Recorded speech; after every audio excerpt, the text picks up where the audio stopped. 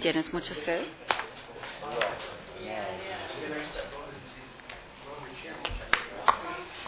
Okay. Buenos días, ¿qué tal? ¿Cómo están?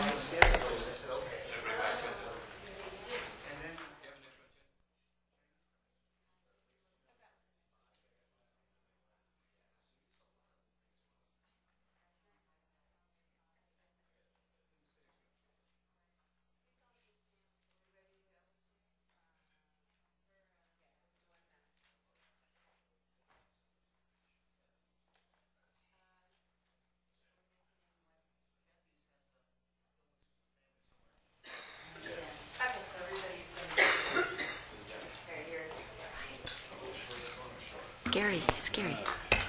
Calling this meeting to order. Good morning, everyone. It's still morning. We're convening at, it looks like, 11:42 or so. And so I'm calling the meeting to order. We'll have a roll call at this time. Supervisor Bennett? Here, and I want to apologize to both of you three of you for keeping you waiting. That's not a problem. Well, they love listening to our interesting stuff. Yeah. Supervisor Foy? Here. Brian Brennan? Present. Mike Morgan? Here. Supervisor Parks? Councilmember Sharkey, Washburn, Supervisor Zaragoza? Here. Supervisor Long? And Councilmember Ramirez. Here. Okay, we'll have the Pledge of Allegiance at this time. And just repeat after me. I pledge allegiance to the flag of the United States of America and to the republic for which it stands, one nation, under God, indivisible, with liberty and justice for all. First item on our agenda is the minutes of the last meeting, January 10th. Does anyone have any comments, suggestions, changes? All right, it's been moved and seconded. All in favor? Aye. No objection. They'll be adopted. Agenda review. Does anyone have any revisions or changes to the agenda? Hearing none, we'll proceed. Next item, board comments. Are there any comments from board members at this time? Seems like it's been a long time since we've been up here. This is I true. think it's really nice to see that we have a farmer doing some experiments on how to avoid methyl bromide in our county, and that it could set the example for strawberry growing everywhere. It's really encouraging to see that, looking at 3 different kinds of, amendments to grow in instead of your basic soil, so they don't need the fumigant. And also nice to see methyl iodide now out of the picture, too. Thank you. Get something. Since you brought that up, there's another group of farmers, probably 10 of them, that are using this product that will reduce the need for fertilizer and weeder. Their word. Herbicides. But it's a very good product that's out of Arizona. They tested it in Michigan, and they're using it here now, trying it out. It might be something. I know the farmers are saying now that things are getting bigger, and so they're wanting to push it further. So I've been on top of that, watching what they're doing out of the Arizona group. Thank you. Other comments? All right, we'll proceed. Thank you very much for those timely comments. The next item is the consent agenda. Looks like we don't have any consent items. Mr. Villegas, the next item is item 8, receive and file the air quality update for Ventura County. Do you discuss, please? Thank you. Yes. Vice Chair Ramirez, I'm Mike Villegas, Air Pollution Control Officer. Today I'm going to brief you on 2 positive developments in Ventura County's air quality.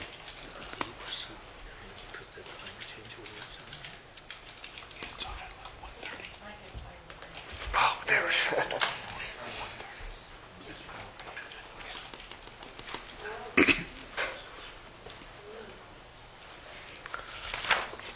This slide shows the dramatic improvement in smog levels, or ozone, that we've made over the past 38 years, even while the population has doubled.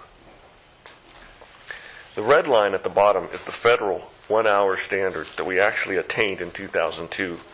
It was reduced from a level of 115 days over the standard in the 1970s down to the levels of 0 currently. The next line up is the green line, and this is the federal 8-hour, 84 part per billion ozone standard. And this was actually promulgated by the U.S. EPA in 1997. And I have some good news. You've seen the dramatic decline.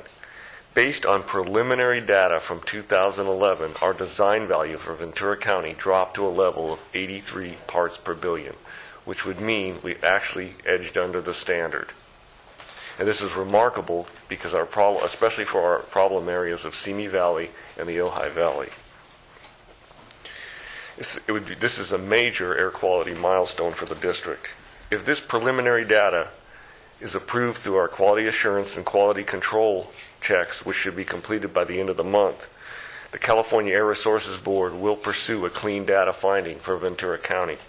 This would relieve us of some of the federal air quality planning requirements under the Federal Clean Air Act related to our current air quality management plan.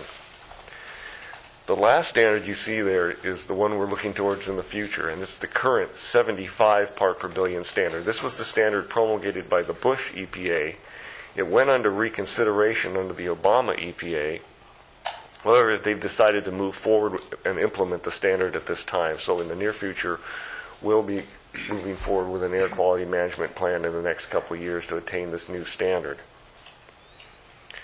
I just want to point out that in 1990, we had 117 days over this standard, 57 days over the standard in 2000, and last year only 8 days. So we're making dramatic improvement even on this very stringent standard.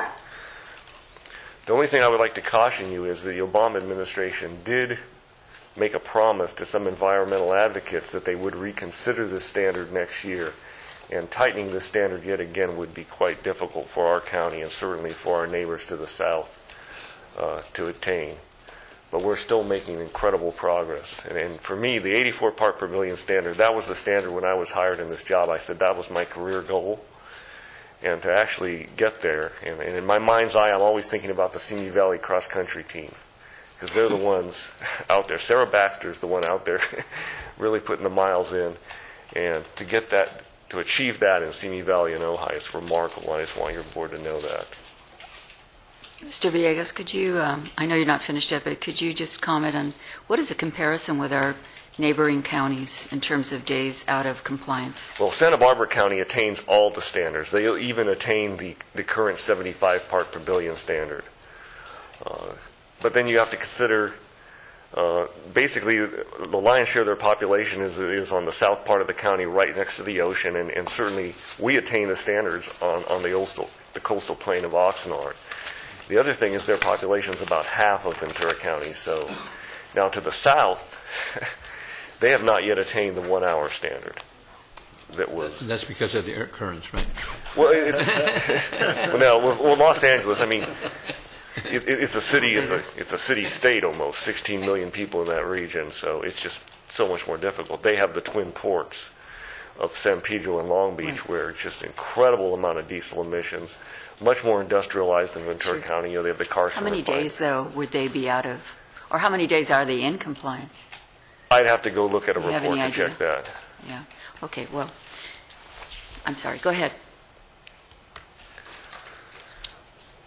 Ventura County currently attains the federal particulate matter standards. However, we do not attain the state particulate matter standards. And there's two standards. There's one for PM10, and we call that inhalable particulate matter. And that's 10 microns and smaller, which is smaller than a human hair. The other is fine particulates, and these are substantially smaller than a human hair. That's 2.5 microns and smaller. And these are the much more dangerous particles. They can defeat most of your body's defenses and can enter deep into the lungs. And what they do is they actually create an inflammation response in your body. And this PM2.5, these fine particulates, are linked directly to when concentrations of PM2.5 increase, you see an increase in hospital admissions. You also see an increase in heart attacks and premature death, especially for people with cardiovascular disease. Because when you think about an inflammation response in your body, when you're over 50, you get a physical, and what do they check? The C-reactive protein, which is a measure of inflammation in your body to check your cardiovascular risk. So you can see right where that plays in. The state particulate matter standard for PM2.5 is set at 12 micrograms per cubic meter. And as you can see, in 2001 and 3, we were looking at 15 micrograms per cubic meter, as that's what we were monitoring in the air. In 2010, we dropped to a level of 11 micrograms per cubic meter, which means we actually attained the state standard, and this is substantially more stringent than the federal standard. This is a major step forward for public health protection in our county. And how did it occur? With our ozone program, we're always going after reactive organic compounds and nitrogen oxides. Well, nitrogen oxides are actually a precursor to PM 2.5. The majority of PM 2.5 pollution is not directly emitted. It's a secondary formation of nitrogen oxides and sulfur oxides in the air. So our ozone plan dramatically reduced the nitrogen oxide precursors. Also, on the sulfur oxide side, we have 2 power plants that used to fire on fuel oil. That was quite a long time ago, but they're 100% natural gas now. You're using low sulfur gasoline in your vehicles. Heavy-duty vehicles are operating on low sulfur diesel. The marine vessels are now operating on low sulfur marine fuel in the channel. So what you've seen is a dramatically decrease in the precursors to PM 2.5. And lastly, some of the diesel programs we've implemented have actually reduced directly emitted PM 2.5 from diesel particulate. And I know it's a lot of news, but it's all good. So we're really pleased with how things are working out right now in this county, and we're committed to continue our work. So we are exceeding the PM, the particulate matter standard, and I'm wondering, we have had some progress. Of course, we're seeing increased traffic, which probably might negate some of the progress. But I'm wondering, what else can we do that you see so that we can meet the standard? Well, actually, we've met this standard. Pardon? We've actually met the PM 2.5 standard. Oh, as I read the report, it says that we are, Ventura County is designated non-attainment. It's designated, yes. Now that we have this data, the California Air Resources will actually be going to their board in May of this month to designate us as attainment. Okay, so as far as we're concerned, we have attained it. Yes. Okay. And still, yes. Do you see what other measures we can do? I think, well, we'll continue to work on nitrogen oxides. We'll be coming to your board in June with another rule to reduce nitrogen oxides, really from the ozone standpoint, but certainly it'll play into PM 2.5.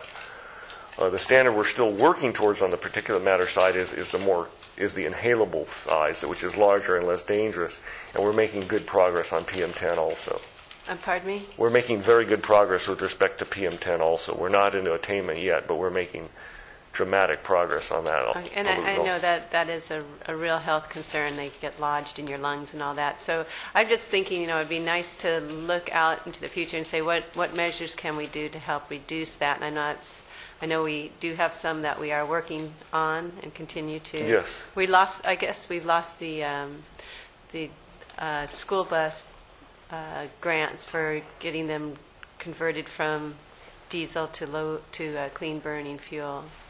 Well, yes, but we still, just the next item will be retrofitting some more buses to run on clean diesel. So, that's the other thing is, there's another proposal by the U.S. EPA to further reduce the sulfur in gasoline. So that's going to even help us get cleaner and cleaner. And then when the shipping emissions, right now we're in the interim phase where they're using lower sulfur marine diesel, but it's I believe it's 2014, there'll be another step down towards low sulfur marine diesel. So we're going to see a dramatic improvement there. Yeah, that is a big one. Okay. So we met we're meeting the federal yes. standard. And we're going to meet meeting the state PM 2.5 standard, which is the dangerous one. And then what's the one you said we're still not meeting? PM10. And the tough thing with PM10 is a lot of it's windblown dust. And let's face it, there's not much you can do about that. And what we see is every November we see a dramatic decrease in PM10. And what happens in November we start. Well, this year it didn't happen, but generally it starts raining a bit. Right. Okay. Mr. Morgan. It's just, we've been doing this for a long time. And I remember in high school when you had to have oxygen masks on the sidelines. Oh, my God. Because there was so much smog coming in from L.A. because it blew east. Or if you went to L.A., days you couldn't go out and run kind of thing. I think we've come a long way from those days. I'd like to see a comparison sometime of lung cancer 30, 40 years ago compared to today. and see how much this has really helped us. Improvement. I'd like to really see that. If we can ever find some statistics on lung cancer from, I'd say 40 years ago till today, because we had fewer cars then and still had that smog. And we had fewer polluting facilities, still had that smog back then. And it was, Big smokers. I'm not worried then. about hand smoking, that's their problem. I'm worried about what is my problem caused by somebody else. But it's interesting to say, because you used to call the Los Angeles the Valley of the Smoke. Okay? Be that the blown sand, dust, the Indians are... In the old days, it leaves Sequoia and set fire. Last Indians set fire to it, so it burned down leave it a little less, what do you call it? Anyway, they would leave the area. If you take an Edison tour up there, they'll tell you how they leave the area and they set the fire, last Indian. Slash and burn. Yep. So you'd keep room between trees. Well, we had those kind of things going on way, way back. So I'd like to get sometime a reading on what kind of those things that could be caused by smog and things and pollutants. How many lung cases cancer cases we have compared to today? I'll definitely look into that for you. Pardon? I could definitely look into that for you. I mean, that's the type of thing that I'll be consulting with the air I sources just want to make for. sure if we When go you- too far, are we chasing out business that makes us stay here, period? I mean, Haas Automation right now is looking at moving. I was told the other day by someone there. They're looking at other states. Now, if we lose money, people don't have a job. So I think we should be good, but I'd like to look at some statistics sometime and see, what the rating is as far as the comparison is. Yeah, I share your concern, especially with Haas Automation, but I would point out that right now Haas Automation does not have any issues with the Air District. No, it's from Prop 32 regulations of the state of California. Yes. All right, well, thank you very much. Any other comments from board members? Thank you. Mr. Villegas, I think it's very important for the public to be aware of the public health advantages here and what we've achieved through the work of the district. So I congratulate you and thank you for that work. So we will receive and file without objection. Okay. I don't know. Is there a second? Do we need 1 second? Sorry. I'm new to this. All right. Without unanimous. All right. So it's received and filed. Thank you. And the next item is receive and file the new source review rule annual report. Item 10, Rule 2611. Is that correct? Oh, I'm sorry. I'm jumping ahead. Item 9, approval of grant funding up to $66,013 for new lower emission school bus retrofit. I think probably another reason why we've achieved the advantages we have. Yeah. Thank you. Vice Chair Ramirez, members of the board, I'm Stan Cowan, Air Quality Engineer. This is another school bus retrofit grant program project. These awards come under the guidance of the Air Resources Board's Lower Emission School Bus Grant Program. All the proposals for school bus retrofits are encouraged, and we, because of their cost effectiveness, the ARB has set a goal of at least 25% of the funds, and we've exceeded that to about 33% as school bus retrofits. So we're using the money cost effectively. You can do 7 or 8 school bus retrofits for the cost of a replacement of a new school bus. So that's this particular project is for Moore Park Unified School District. It's for 4 school bus retrofits at a cost of up to $66,013 total for 4 buses. The funding comes out of our DMV $2 fee, which became eligible the first of this year. That's the AB 923 funds. And so we've completely used our Prop 1B monies, and so we're switching over to the DMV fees for this. We'll use a standard grant agreement for this project if approved, and since 2005 we've done over 130 of these diesel particulate filters to protect students' health, and it reduces about 5 tons of the toxic PM emissions through the year 2020. Happy to answer any questions. Any questions? None. No, Mr. Morgan. Yes. I think it's a fantastic program. I'm sure this board's going to vote. We didn't need your report because we're going to vote for it. Right. Well, we need people to know what the heck we're doing. But anyway, is there a motion? And also just to see that we are continuing the program and using other funds for Yes. it. All right. Second. All those in favor? Aye. Any opposed? No. All right, great. We have that. Next item is the new source rule. Mr. Villegas, am I right? This is the annual New Source Review Report, which is required under our Rule 2611. New Source Review is the program that sets air quality requirements for new facilities and expanding facilities in the county. It has two main components: best available control technology and offsets. Any new or modified facility is required to implement best available control technology to minimize their emissions. The larger facilities actually have to provide emission reduction credits as an offset for any emission increase. And this is under both federal and state law. California law requires that offsets be surplus. That's to say they exceed all regulatory requirements at the time they're banked. So if someone was shutting down a piece of equipment or controlling a piece of equipment beyond regulatory requirements, we would make that check as we deposit the credit into the bank that would later be used as an offset. Interestingly enough, under federal policy, they require the surplus test to occur at the time the credit is being used. And when you think about that, it creates an issue, because if you're going to test the credit when it comes out of the bank, you don't know the value of the credits in the bank until you actually propose to use them. And it creates regulatory uncertainty for the larger facilities in this county. To get around this problem, our district, along with several others in California, established an equivalency program. As long as we demonstrate that our New Source Review program is equally as stringent as the federal program, any large facilities expanding or moving into the county are not subject to the federal requirement to provide emission reduction credits that are surplus at the time of use.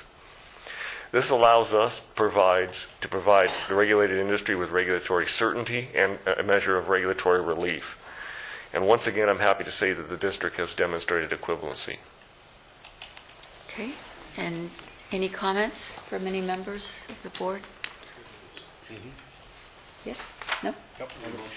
Receive and file. I'll move. All those in favor of receiving and filing? Aye. Any objection? No, it's received and filed. Thank you, Mr. Villegas. Next item, provide direction to Air Pollution Control Officer regarding district input on local city resolutions. Recently, I've become aware that there are environmental advocates approaching the local cities in the county requesting a resolution asking the U.S. Environmental Protection Agency to utilize the Federal Clean Air Act to reduce greenhouse gas emissions and address climate change. For instance, the city of Oxnard adopted a very similar resolution in January of this year. We were contacted by City of Oxnard staff regarding this issue because they sought our expertise. They were given a model resolution from the city of Santa Monica, and we took a look at that resolution, and we saw that some of the facts cited were outside of generally accepted climate science. And what we did is we let the city of Oxnard know that, and they said, well, we'd like to just use the facts that you think are relevant here and are based on the latest science. And we looked to EPA, NASA, and the National Oceanographic and Atmospheric Administration for the facts.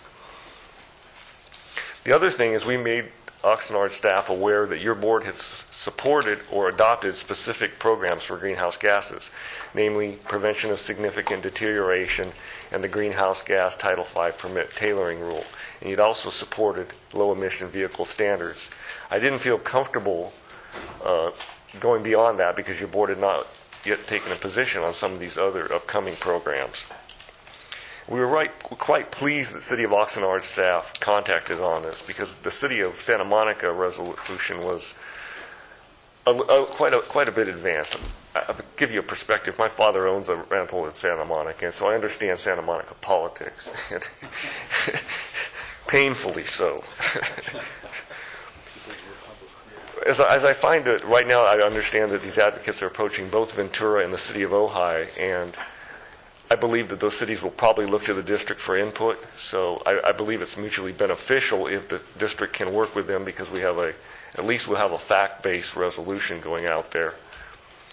And therefore, we were recommending that your board authorize me to provide input on these resolutions if requested by city staff. Second. Any discussion? That's excellent. I just say it was a great collaboration with the City of Oxnard. Thank you. Mr. Morgan? I'm glad he has in there at the request of cities. Right. Because this way, we're not pushing on them, they're going to ask for our help in these things. And below, I like the sentence that says, "District staff does not believe it would be appropriate to provide input on EPA programs not yet adopted, or her EPA programs not yet reviewed or supported by your board." To me, those are two important things. Any other comments? Thank you, Michael. All right. Well, we have a motion on the floor. All those in favor? Aye. Opposed? Okay, the motion carries. Next item, I believe we're at item 12. Yes. Receive and file unaudited financial status reports for first half of fiscal year. Yes. Okay. Any I do. discussion? Well, if you want a real quick report, You know, I think it would be helpful to just have a paragraph or so. just How are we doing? on the bottom line, it looks like we're projecting a net savings of $230,000. We had savings both on services and supplies and salaries, and revenue was up about $72,000 due to increased revenue from notice of violation settlements. It's But great, it's thank good you. news again. Appreciate that. And so we have, it's received and filed, and we had a motion, second. All those in favor? Aye. No opposition, so we'll proceed to approval to cancel the May 8th meeting. Just a word of caution there. A question? I have a question. Let's have a special meeting by yourself. I just wanted to put a word of caution. I've asked the CEO's office if they needed to have a May 8th meeting to deal with the pension reform issue. I've not heard back yet. So there's the possibility they may request us. Okay. Yes, we do. So I let them know those dates, so we'll see.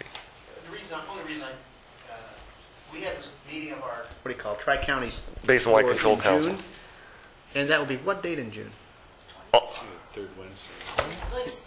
believe it's June 20th. Okay, third so Wednesday. that's good, not in front of the month, okay. Okay, so all those in favor of canceling the meeting? Aye. Any opposition? The motion carries. Next item, item 14, receive and file minutes of South Central Coast Basin-wide air pollution control. So moved. Second. All those in favor? Any opposition? No. Correspondence agenda, So moved. that it would be for item 15 and 16. There's second, motion and second for both. Yep. All those in favor? Aye. Now we come to the time where there is public comment. I don't think I have any members of the public who wish to speak. Is that correct? Correct. All right. Well, we stand adjourned. Thank you very much. What did that take? 15 minutes? All right, now we have a standing committee, so see you later. Let's see how he's committed.